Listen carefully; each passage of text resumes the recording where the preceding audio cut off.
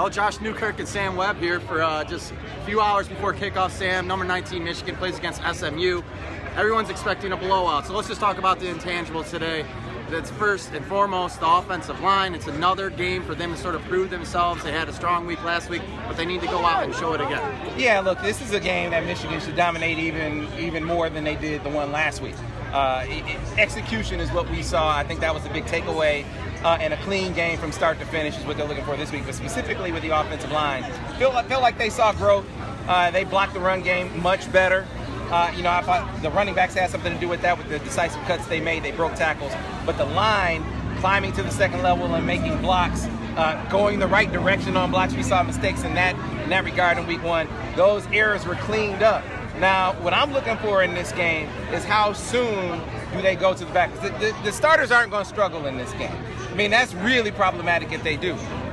They're going to do fine. Michigan waited until the fourth quarter to go to the backups in the last game. I think in this game, maybe we see the starters a series or two in the second half, and then maybe they go to the backups a little bit earlier to get those guys some reps, because Jim Harbaugh and Ed Warner both left the door wide open. They said, hey, just because we have these guys on the line right now, that doesn't mean that these are going to be the guys on the line down the stretch. So it's going to continue to be a competition. Part of increasing their readiness is getting them on the field in more meaningful situations than maybe they were in last week. They'll have the opportunity to do that this week. I want to stay in the offense. Obviously, last week we saw Shea Patterson he got a little more comfortable out there, and he got some confidence probably with his young wide receivers. DPJ had his first career receiving touchdown. Nico Collins had his first receiving touchdown. Are you looking for more of that today to see them sort of establish that passing game? Because obviously we know they're going to be able to run the ball. Yeah, could I see them working it more than last week? Sure. I don't think that this is going to be a 300-yard passing day, though. I think Michigan is working very hard to achieve balance, and I think that stencil is still going to apply here. But I could see them putting up more attempts. I mean, last week you saw Shea show a deeper understanding of the offense. He went through his progressions on a number of occasions, the most notable of which were when he found Oliver Martin coming down the sideline on the waggle, and then when he found Donovan in the corner in the end zone. Both of those were not primary reads, so that was good to see. I can see them doing that some more, provided they get the necessary protection I expect them to. But again, this game is going to be about balance. I think they feel pretty comfortable with Shea's understanding. From a protection standpoint, can we work that? I think they're more concerned with working that than anything, and I think they're going to do that today. Maybe we see Shea go over 200, but I don't expect a huge passing day from him today. We both predicted Michigan the win in our weekly picks this week.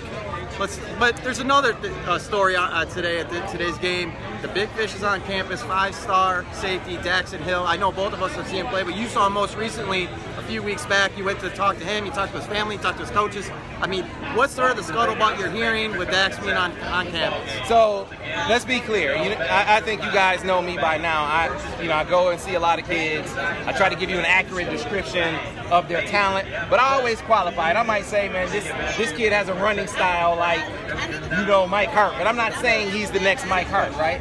But this kid, his athletic talent would be the best Michigan has had since Trip Wellborn. And I don't throw that around like he athletically is like Trip. He's 6'1", he's 200 pounds.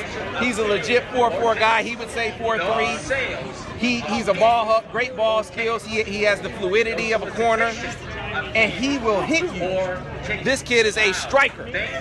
And so he's one of those guys, you get him, Michigan, he can be a starter from day one. And safety for Michigan, that's a showcase spot. So they're right in it. I think they're neck and neck with Alabama.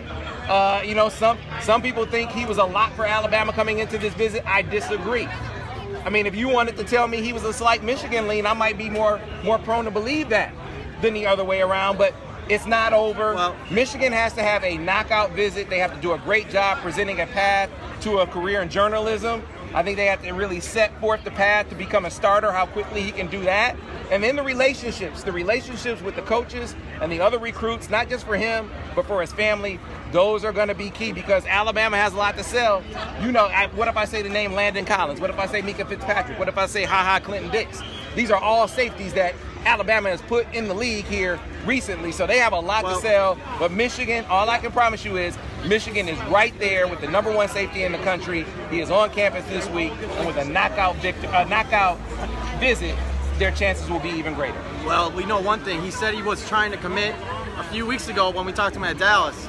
That didn't happen. So he's here. He's on his official visit. We'll see how Michigan does.